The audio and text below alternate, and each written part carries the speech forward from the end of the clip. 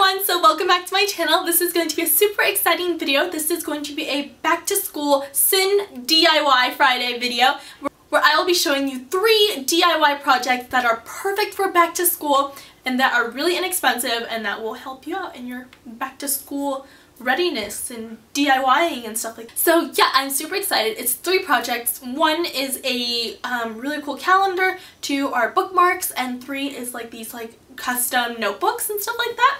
But yeah, I'm gonna go ahead and stop blabbing so you guys can get on with the DIY. So let's go ahead and get started. Alright, so for this first DIY project, it's going to be these awesome custom notebooks. Alright, so for this DIY, you will need a composition notebook of any size. I'm using a notepad, then your choice of scrapbook paper. There are so many designs you can choose from, scissors, and glue. It's that simple. So I'm using the scrapbook paper that kind of looks like a Lily Pulitzer type print, and then you just want to flip it over and go ahead and trace your composition notebook. You want to trace it in a way where you get that spine. So if you see here, I'm lifting it up, so I measure the spine and then I'll put it down and continue tracing. That way the spine is included in your little scrapbook paper. And I love this method because you can choose so many amazing designs because there's so many different types of scrapbook paper. Unlike other ones we have to print and do all that stuff, the scrapbook paper looks really nice. And then you're just going to go ahead and cut out your scrapbook paper, and then you're going to go ahead and measure it with your notebook, and then you want to go ahead and crease the spine. So what I'm doing here is folding the paper over so I can get that crease of where that spine is going to be, and I'm doing that for both sides of the spine.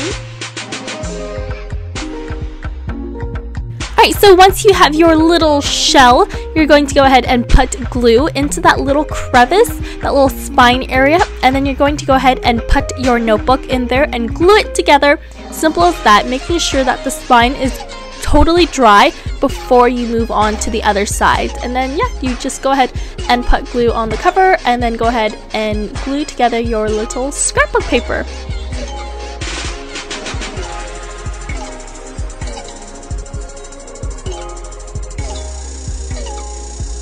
It's that simple. And then I made this other one in this really cool like cherry blossom print, and there you have it, your own custom notebook or notepad.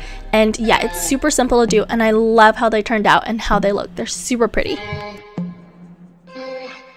Alright, and then the second project is going to be these awesome bookmarks. I know I hate using those little tape or little post-its. I like using old-fashioned bookmarks, and this is an awesome way to make really cute ones.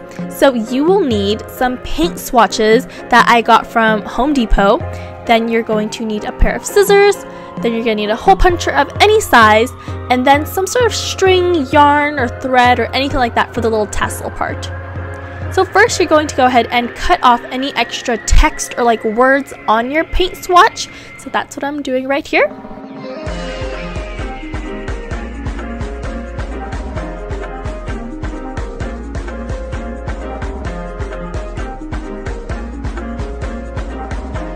Then you want to go ahead and cut out your bookmarks. You can go ahead and make them as thin or as thick as you'd like. Then you want to go ahead and hole punch the middle of the top side, whatever side you'd like to be the top. Then go ahead and take your thread or string, and you can use as much or as little string as you would like, and you can make the tassels as long as short as you'd like. I made it kind of long because that's just kind of the look I liked.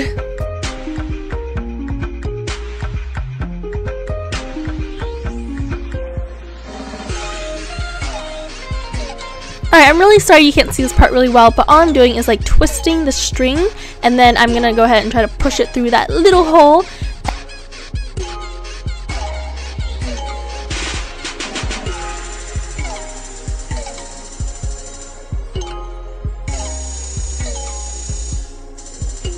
But yeah, so once it's through, you're going to go ahead and once it's through, you're going to go ahead and tie a big, gigantic. Alright, and that's it. It's super simple, but you can customize this a million different ways. So here's the one we did just now, and then you can do one with like a bigger hole punch if that's what you like. I also did one with like the little hole enforcers at the top as a little design, or you can draw on them or write on them, whatever you'd like.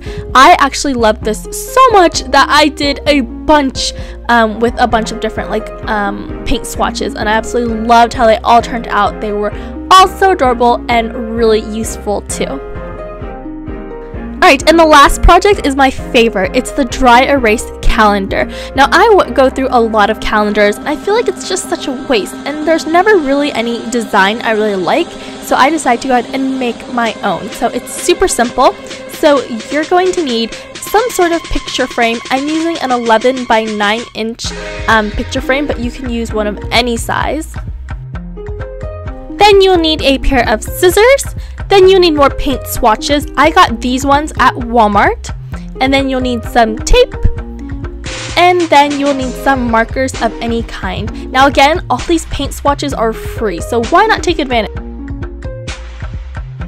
Alright, so then you want to go ahead and measure out your paint swatches so you can cut even squares out of them.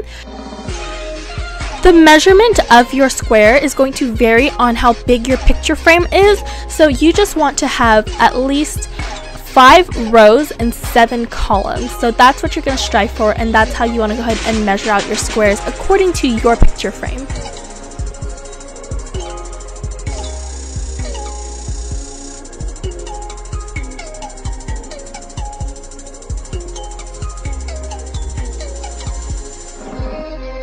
Alright, and then once you're done, you should have a bunch of squares like this. Then you're going to go ahead and take any sort of white piece of paper for your background, or any other color you choose. I just went ahead and used the back of the photo that came with my picture frame. So then you're going to go ahead and want to arrange your paint swatches in any design or any different, just any pattern or anything else that you'd want. I went for like an ombre effect with all my colors and everything like that, and it took me a couple tries to kind of like arrange, but this was the final design that I ended up choosing. And then once you have your design or pattern, you want to go ahead and just tape or glue it down. I went with tape so it had a more 3D effect, but you can use glue if that's what you desire.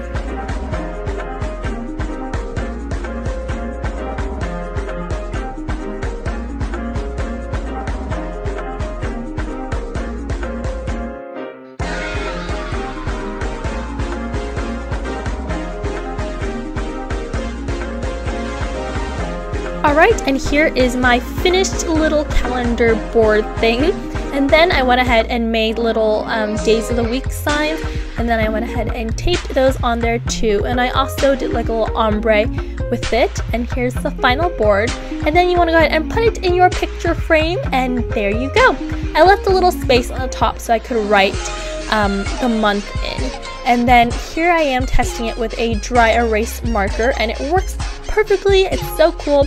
So you want to go ahead and number your calendar, and then go ahead and put the month. Now I love the dry erase effect because I mess up all the time, and of course you want it to be interchangeable. So like I said, it wipes off really easily.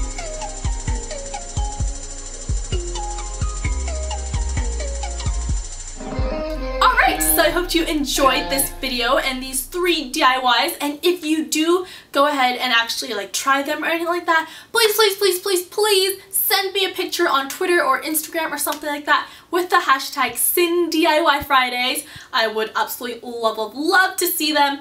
And yeah, so I hope that you all will subscribe for more daily videos, since I'm posting a video every single day for the rest of the summer. Definitely subscribe and stay tuned, because this weekend I have amazing videos that you all will love. Hint hint, back to school clothing haul, hint hint, summer night routine, what?